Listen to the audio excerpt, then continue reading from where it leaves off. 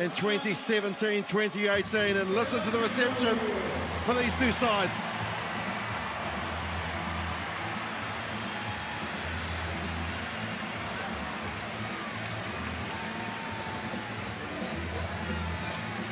Rob Vickerman is alongside me, and Rob, you've been in this environment, and what's the secret? What's the key to getting a victory?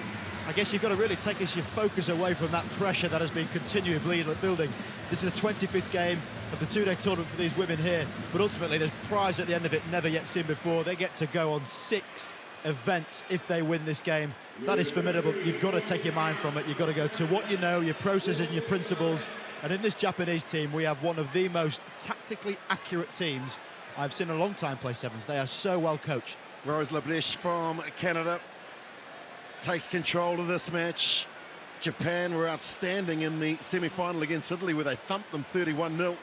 South Africa beat Belgium 17-7. And there is Zene Jordan, former captain of the South Africans. We're underway. The right to be a core team in 2017, 2018. Japan in the pink and blue. South Africa staying strong, keeping the ball up, and referee said the ball's been lost forward, so good field position for the Springboks. Great play by the Springboks. Celebrations in midfield, and rightly so. They will be looking to try and secure these Japanese players. Clearly not the biggest. If they can hold them up, they turn the ball over. That's all important. If this Japanese team keep the ball, it's going to be a long, long game for the South Africans. They've got power, they've got speed. They want to get Simmons the ball as quick as they can. Good set piece from the South Africans. Back to Jordan. She gives it to her captain, and Grain into the contact there. You can see the speed of the Japanese to get there. They don't worry about the counter ruck, but they came through a little bit too quickly there, too eager. Where the Japanese play on, says the Canadian referee, and now here comes South Africa closing in on the 22 ballers there. No clear release from Kuwait. You've got to be disciplined in these moments, Willie. These vital breakdowns, just let the ball go, play the patient game. And they've got such good line speed, this Japanese team. They will shut down any opportunity, but they can't give away penalties. Megan Comley wears jersey 8. She'll tap and give the ball to Simmers, who was there at first receiver, now to the playmaker. Jordan goes across the field, then she breaks the first sweep, and it beats some footwork from her. The offload, South Africa, that's unbelievable! What a pass, what a try! In goes Roos. And South Africa score first. 5th try in Hong Kong this weekend. Clearly she is someone that's going to take this team forward. But it all comes from great work in midfield. Deception and missed tackles are a rarity from this Japanese team. Cover tackle can't get there, and out the back door. You could watch those all day. Irrelevant of how big the ball may be, that was outstanding skill set, giving Roos a score in the corner. She picked up a double in the quarterfinals. She scored 1 in the semi. Did Nadine Roos. All set up here from the former captain, Jordan. And they just have a certain edge, the South African side. Look at the kick. Just wide. Here she is, Nadine Roos. South Africa lost their first game on day 1 against Italy. They had good wins against PNG and Colombia. And then a win against Papua New Guinea in the quarterfinal. The win against Belgium in the semi. And they lead 5-0, 4.5 to play. And this the final of the qualifiers. 7 passes to 1. We know how Japan love to move the ball. They just need some possession. Good chance to get it, and they'll get it through Nakamura, one of the more experienced players. Let's see how Japan respond. Here comes Mbongidra Umainadave, gets the ball out the back to where Yoko has it. Jordan with the tackle. Quickly it's recycled and moved out to the right-hand side. The step coming from Tsutsumi. Again, it's cleared, and now Shimizu, who scored 50 points, gets that fin going. Shimizu, ball on the inside. Lost backwards, says the ref, but South Africa look interested, and they might get the penalty. Absolutely rattled this Japanese team, as you said they'd have to do. Japan have the ball, they've got to keep it. Giving away penalties, simple turnover of possession. But what an effort thus far from South Africa. They are really taking this game to the much favourite Japan team here. Japan used a lot of energy in that 31-0 win against Italy, and I just kind of wonder, Rob, they were up convincingly 17-0 at half-time, that whether they may have played their final one game too soon. That's a really interesting point. They had it their own way completely against the Italians, just completely dominated. They won the breakdown, they kept the ball, they put the passes in, but exactly like you said, was it unnecessary to use that much energy? Ultimately, you want to win and win well, but has it cost them? South Africa will be looking to exploit that for sure. This is the first meeting for these two sides. They have both been core teams on the HSBC Sevens World Series for the women, but obviously one was coming in when the other was going out, and so now they find themselves in that situation of trying to get back to the big time, get back to the big dance. As South Africa through Jordan gets tackled, Comley goes into play halfback to Grain, nothing in front of her except the kick, and now asks Roos to put the jet shoes on, and she's got the kick and she's got the pace. Getting back is Tsutsumi. Roos wins the race, 1-on-1, Roos, 4 short. Grain is there who kicked it. South Africa, Comley plays halfback. Big numbers out to the left for the South Africans.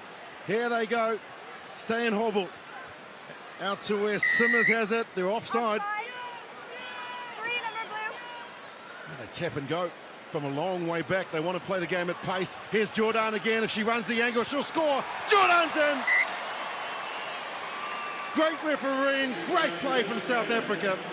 They score their second. And it's that play once again, Jordan. She created the first one with a cut in midfield. Reminds me a little bit of her coach, Redford Denzel. Experienced South African player. He's clearly got these playmakers understanding how to try and take people on. Constantly scanning, you see where she's looking. Ball in two hands, that counts for a lot. Defenders in absolute indecision, and she hits a wonderful outline to score in the corner. That is a big play from Jordan there. Fastest scoring sport in the world. There's women's sevens, and you can see why young women want to get involved in this game. You need the speed of a sprinter, the strength of a shot putter, and the endurance of a 5,000-metre runner. It really is a true test of every single facet of your athleticism, not least your brain, making sure that you are on point, you understand what has been asked of you, and this Japanese team are getting blown away here. Great start from South Africa. Still a long way to go.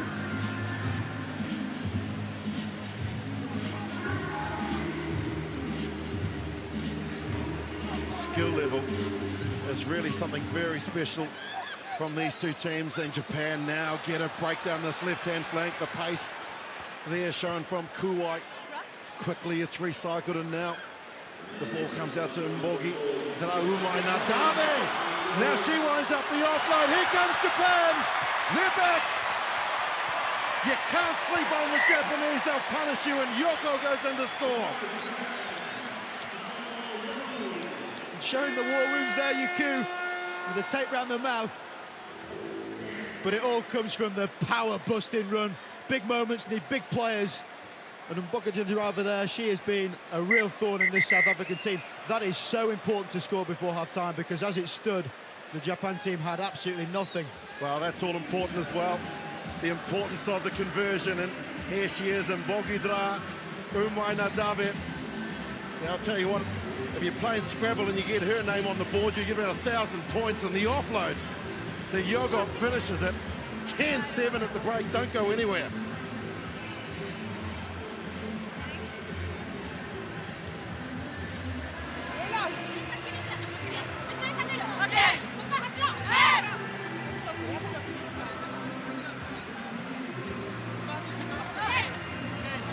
Whatever the situation, we need to get back to zero now. Just 30 minutes of concentration, and we're going to kick at us today. We're going to get up, we need to get the ball quick, we're going to break down. In there, I'm not going to get the shots now. After 2 minutes, but we just need to hang on to our ball very, and defense, same old defense. If they go down, we just need to get points now first. We're not going to change the game. So no penalties, solid lineup, solid service. Two tries in 1 minute.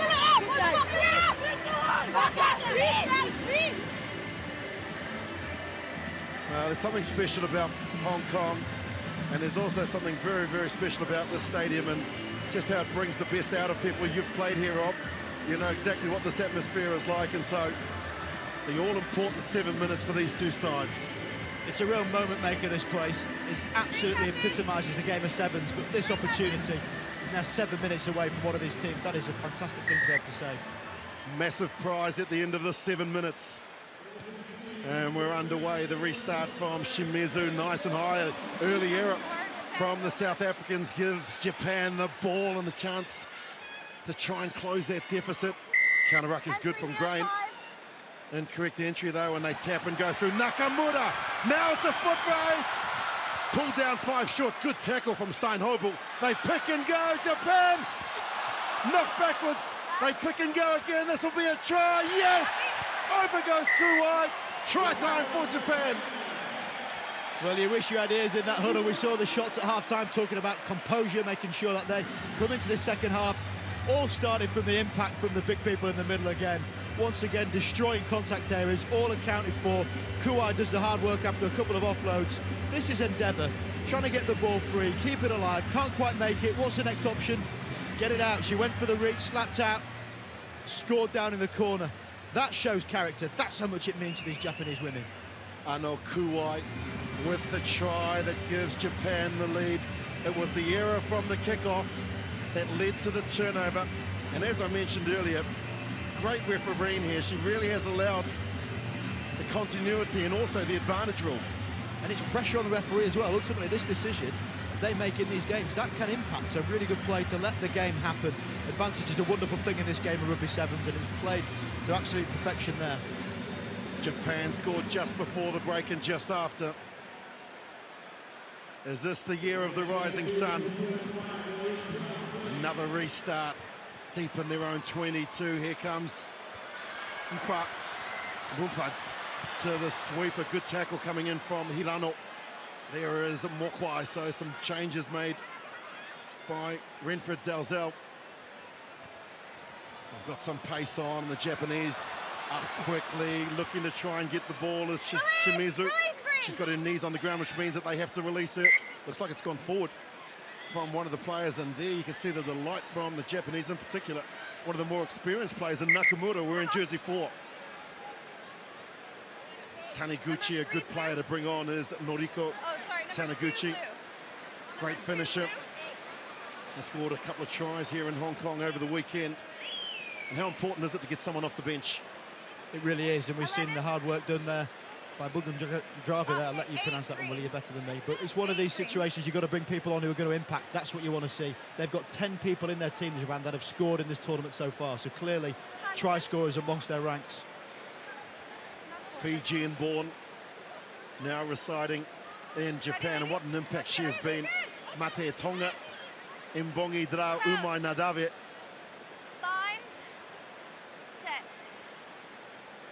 Nakamura moves into the half position. They've got numbers here down the left-hand side, trying to draw in 2 defenders, and going into the contact was Hirano. They go the same way. Some nice stepping down on that left-hand flank, and you just see the speed from this Japanese side. Look at the passes as well, how crisp they are out in front. Good catch there from Nakamura again off the deck. She throws the ball up to Shimizu, so the experienced players now getting involved. They go to the left, the right may have been the better option. Just buying some time. That's lost forward from Green. Nakamura for about the 4th time. Taps and goes. Nakamura wanting to get on with it. Into the contact. They're quickly there, are the Japanese. Left, then right. Shimizu out along the chain. Here's Taniguchi. First touch. Getting it out wide. Another try. Here comes Japan. Tsutsumi scores for the Japanese. That's what it means to them. 5th try in Hong Kong. And has that just taken the chance away from South Africa? It's very much put the favour in front of the Japanese team. Still a bit of time on the clock. We are set for a wonderful finish, as this one was, gliding around the outside. But this is crucial. Those 3 more steps. Gives the kicker. She's been doing very well previously. Yakamane a chance to try and get this. Shizumu needs the conversion. Now Shimizu can't make it a 2-point or 2-try advantage. 17-10. You know, one thing we want to question here, the character of the South African team. Not too long ago, they were given the opportunity to represent their nation in the Olympics. It was taken away from them post-qualifying. Those types of things might well stick in your mind. The next best opportunity they've got is to get on this HSBC World Rugby Women's Series, which they are very, very close in doing. They've got to strike back in the next 2 minutes. Anybody's game here. They've got the players, have South Africa. They just haven't had any possession in the second half, and put it down to the speed, in particular of Nakamura. But here comes South Africa through Simmers. Nice run there from Simmers off to Mokwai in jersey 1. They still have possession. Mpua keeps pumping the legs and driving. Kuwai looked to try and steal it. Can't. A converted try would have brought South Africa back in the game, but now here comes the advantage to the Japanese. The offload to Kuwai.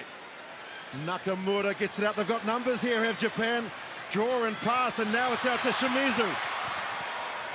Wonderful tackle coming in from Garu, who's come off the bench. The Japanese just want to slow things down. Too right, a lot of hands there, padding down, saying, take your time, take your time.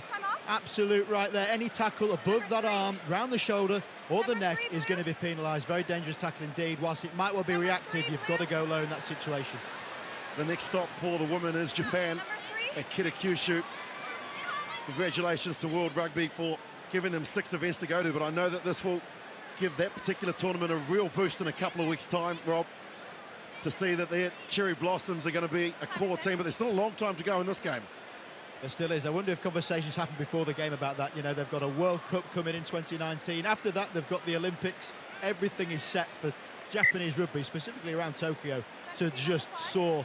They know they're a minute away from that. And again, you've got to go back to what you know. Execute your set piece, keep the accuracy high, and just forget about the outcome. Just think about the process. Well, they've stacked the line out here, Japan. There's only one player out in the back line and a halfback. That's it. Everybody's in the line out. Will they drive it here, Japan? That's exactly what they're doing. Well, you don't see that too often. They surprised the world in 2015, beating South Africa in the 15-a-side game. It's Japan's day. They go through the middle to score another try. Celebrations all round. And that's terrific awareness of the rules. Isn't it just? Always talk about this magic moment. You've got one play left potentially in a World Series event. It's a monumental moment. To do something like that just shows they are tactically so aware. Not many teams would have done that, men's or women's. Clever, brave, intelligent, everything about it was brilliant. She started the game having scored 50 points in the 5 matches they had played. She is the top point scorer here in Hong Kong, and more importantly, she may have just scored the most important try that make or give Japan the chance to be back as a core team. 22-10, last moments of the game. You just want these seconds to last forever, Willie. The whistle's gone. You know you're one play away. You've won the game. You've got to savour every single moment. And these women now are set to achieve something that would potentially change their life. Well, that won't go the required 10 metres, and so South Africa. We know that South African spirit. They fight right to the last whistle. They won't win the game here, but they have been tremendous in this qualifying tournament.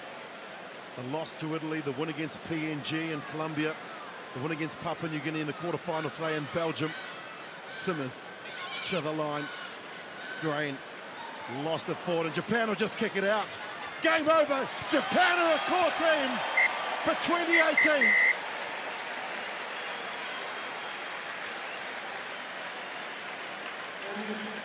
They don't show too much emotion, Rob, but I can tell you that they will be smiling and delighted in Japan. The land of the rising sun gets to breathe again on the World Series. Tremendous game from both sides. And they should be absolutely ecstatic. They've just won an opportunity to inspire a generation of rugby players in Japan. It's far bigger than this one occasion. You see the fans really understanding what it means there. But that's what it's all about. This sport of sevens rugby personifies teamwork. The Cherry Blossoms, like the Brave Blossoms in 2015, they have conquered another great side, one of the big teams in the world scene of South Africa. That is what it means to them. the sacrifice, the dedication, and the planning that has gone into this over the last 6 months. And as you know, Rob Vickerman, those nights of running the road alone, the training sessions where you give up the opportunity to go to the movies, all for this. Don't you just? What a sacrifice, professional sport, but the highs are so incredible. You've won the qualifying final. You're back full-time on the circuit. Describe.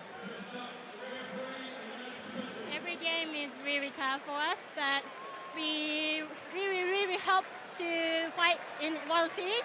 So we are so so thank you for everyone. You did so well in that final because you had to come back from being behind. They scored points early. So what does it say about your team that you were able to come back like that? I'm really proud of the girls, and they really work hard. So we can finally get the qualifier for World Series. Well, congratulations. I'll let you rejoin your team and go and get the trophy. Well done. And there, the emotions run high here in Hong Kong. And the cherry blossoms are back on the world scene. This is a moment they won't forget.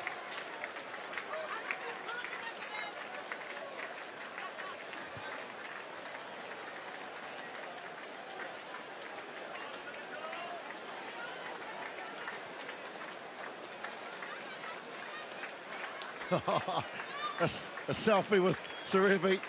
Oh, why wouldn't you? That was Mbati Vakalolo, jersey number 1.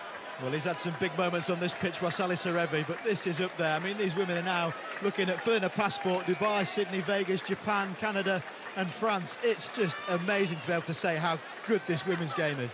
What a tremendous prize.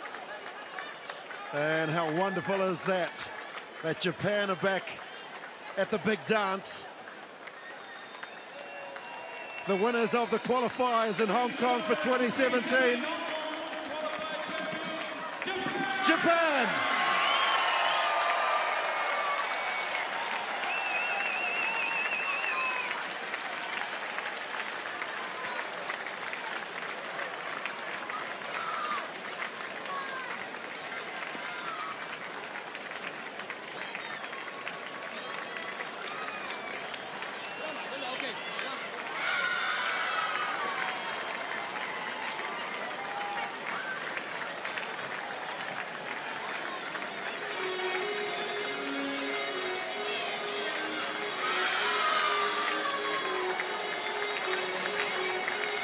Arigato, Japan. And you can see there, Rob, Kampai was the call when they raised their glass, and we all know what that means, and I'm sure they've earned a drink this evening to celebrate what they have achieved and all the planning over the last 12 months to get back on the core status of the HSBC Women's World 7 Series. 12 months of planning and 7 minutes of very hard work. They were down and out, 10-0 down at one point against the South Africans, who were blowing them away.